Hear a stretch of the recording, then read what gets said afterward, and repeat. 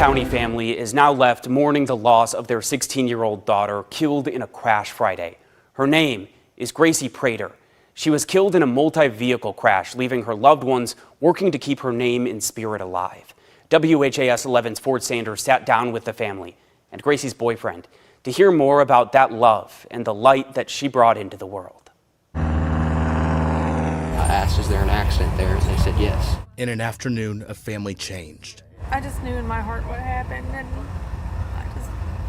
I just wanted to be there. 16-year-old Gracie Prater was with a friend when they were hit by a truck on Bypass Road, sending them across the road where they were hit once more.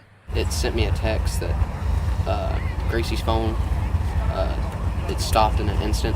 Her boyfriend, JJ Gavin, says he was alerted on his phone from an app they had that allowed them to see each other's locations. Yeah, we actually had her first birthday party. I've been crying since Friday afternoon. I didn't think I had any tears left. Her family says Gracie was someone that you wanted to know, love, keep close to you. There's a lot of people that are dwelling right now. She was truly just an old soul, and I believe this was not her first mission. This is same Grammy D with her Papaw Tom. Gracie was an only child to her parents, Gina and Mike, who say they truly felt like she was their angel. It took me 6 years to get her, and I went through 4 miscarriages, and I really feel like she was just sent to me. Grace of God. Her name was Grace. And I honestly, the only way I can cope with this happening is that God knew what He was doing. And Gracie's family says that she taught them so much, saying that her love and guidance was always there for them when they needed. I'm overwhelmed with everything. I'm happy that she made such a impact on people's lives. I know she affected me a lot. In their loss, these parents cherish moments now gone. In Brandenburg, No one's promised tomorrow. Ford Sanders, WHAS 11, on your side. And in just one day, a GoFundMe for funeral expenses already raised its goal of $20,000. Dozens of messages about what Gracie meant to the people who knew her and best wishes for her family.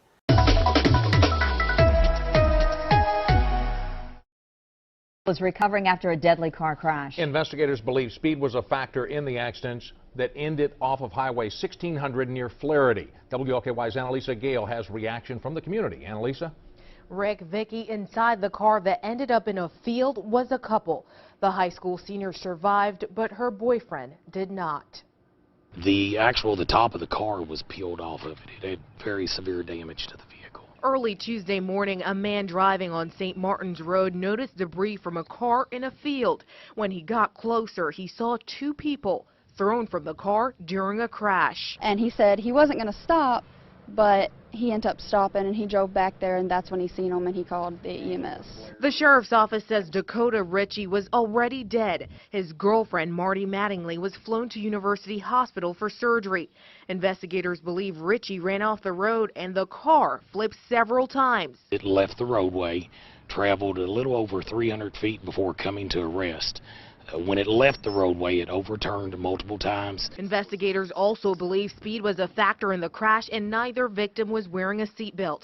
The sheriff's office doesn't know exactly what time the accident happened or how long the couple had been laying in the field. The condition she's in, I feel like if she would have stayed there any longer, she probably wouldn't have made it. Melissa Smith is Mattingly's classmate. She was saddened to hear what happened to the couple. He was an outgoing, nice person. I mean, he always had something nice to say to somebody. She's really going to need support from everybody, so I hope the community can come together and be there for her. Rick, Vicky, Marty Mattingly is now in stable condition at University Hospital. I'm Annalisa Gale, WLKY News. Thank you, Annalisa. In a statement to WLKY, a spokesperson for the Meade County Board of Education says, "Our thoughts and prayers are with the families of the individuals involved."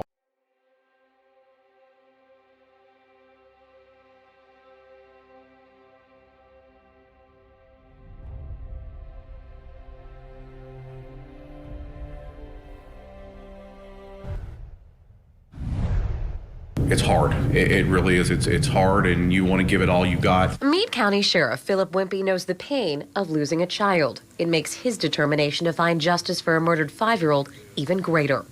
The boy's mother, Kayla Irwin, and her boyfriend, Daniel Clemens, are charged. Investigators say the crime happened at Clemens' home in Painville Monday while Irwin was away.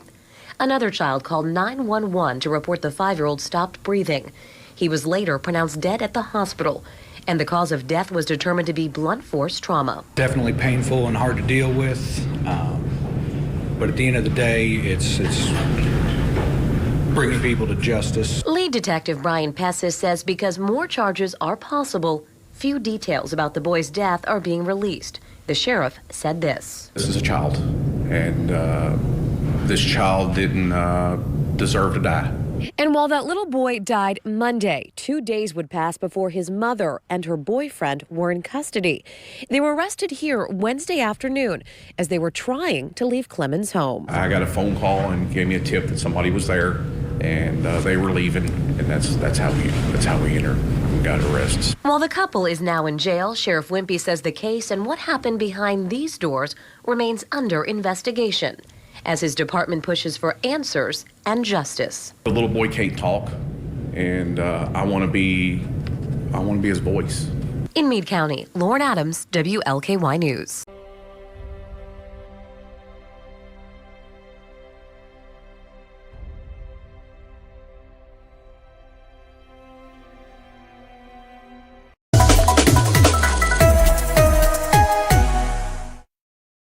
It just happened, and I knew I was going to protect my family and home as much as I could, and I had the means with me to do it. So Ron Sheffield and his wife Betty were out last Friday when police say 29-year-old Mark Jones broke into their home. The couple's security camera caught it all as Jones rummaged through the house with a trash bag and a large pellet gun. When the family dog, Shadow, wouldn't stop barking, Jones shot Shadow, who keeps barking. The video then shows Jones rummaging through the house, taking 4 antique pistols, a crossbow, and a knife. He then throws the knife at the barking dog. Then, when Shadow continues to bark, Jones shoots the dog with one of the stolen pistols, leaving him motionless but alive. Well, when I pulled in the driveway and saw that the main door was open, the storm door was closed, that shouldn't have been that way. Sheffield entered the home with his gun drawn and came face to face with Jones, who had a machete in hand. He hesitated for a second, and I told him, "Go down or you're dead." And he started to, all right. Calling 911, Sheffield holds Jones until police arrive. Your security is all gone, and you just don't feel secure in your own house. Then another blow. 5 days later, When I was shocked when the police called and said that he had been released on bond for $1,000. It's just like a slap on the wrist. Jones received 4 charges: theft by unlawful taking, burglary first, receiving stolen property, and cruelty to animals. His next court date is July 20th. Here in Meade County, Ann Bowden, WLKY News.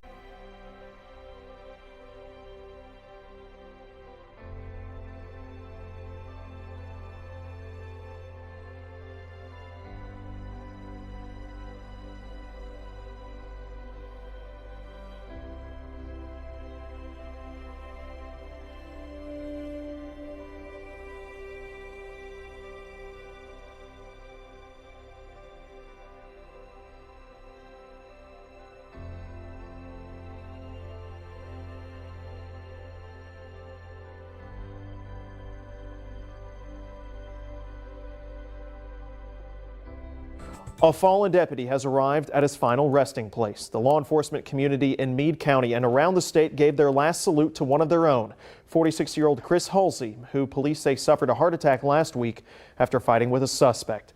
LX18's Mike Valenti joins us live in our studio with more on how the deputy is being remembered. Hey, good morning, Conroy. Hundreds came out yesterday to pay their respects to Chris Halsey, who was known as the quintessential public servant, a deputy with the Meade County Sheriff's Office, proud paramedic for the county EMS, and an assistant fire chief. Halsey was a professional, a friend, and a protector. Last Saturday, he was serving a warrant to a suspect in Painesville.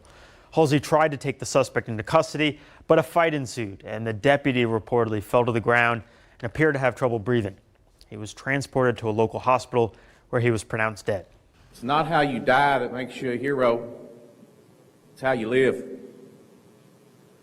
Chris lived that hero life. Chris, you set the bar high. We'll do the best we can to make you proud. Thank you. And that suspect Halsey was trying to arrest has been identified as 48-year-old Terry Gonterman. who's facing several charges, including manslaughter in connection with Halsey's death. Conroy, back to you.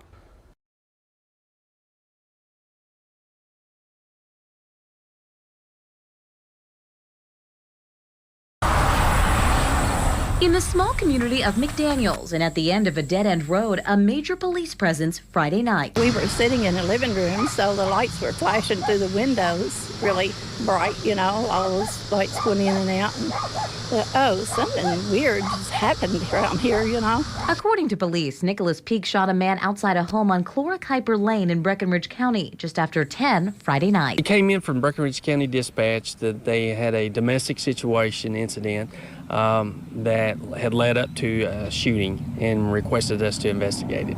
State police say Peak, who is a Meade County deputy jailer, shot the man once in the neck and then continued firing in his direction before leaving.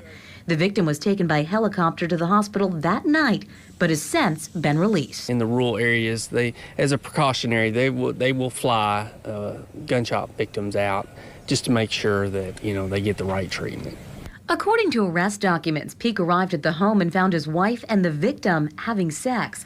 What happened here Friday, police said, was an isolated incident, but still a terrifying one for neighbors. It was kind of scary. I mean, we did lock the doors, you know, because we didn't know for sure what was going on. In Breckenridge County, Lauren Adams, WLKY News.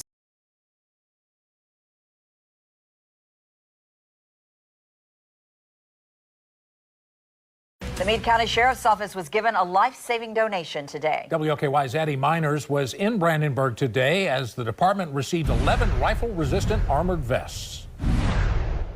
The Meade County Sheriff's Department was just working to start fundraising for new protective gear with the help of Shield 616 when tornadoes ripped through western Kentucky.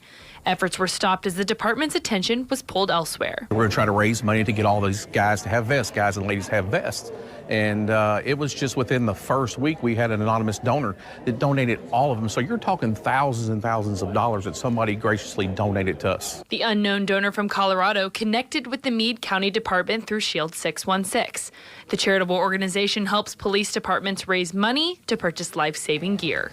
So what you can see behind me here, you can see those black vests, and you can see just down below there, you got these white ballistic plates and that helmet. And so they're going to get a vest. It's the typical soft armor Kevlar vests. But what's different about them is the Angel Armor rifle-rated armor. A standard soft vest only protects police officers from handgun fire, but these new vests are made to sustain gunfire from an automatic rifle. And this plate's actually been shot. This has been shot with the AR-15 platform, AK-47 and .308 from 7 yards away, so very, very close. And so you can see, you know, you can kind of see those big bumps back there of those bullets trying to go through. The new vests will help the deputies better protect the community by helping them feel more confident in dangerous situations. The vests are not only just to keep us safe, they're also, we're on a scene to save somebody else or a bad call. So it's also to protect these people too. In Meade County, Addie Miners, WLKY News. The Shield 616 program hopes to expand into more Kentucky police departments.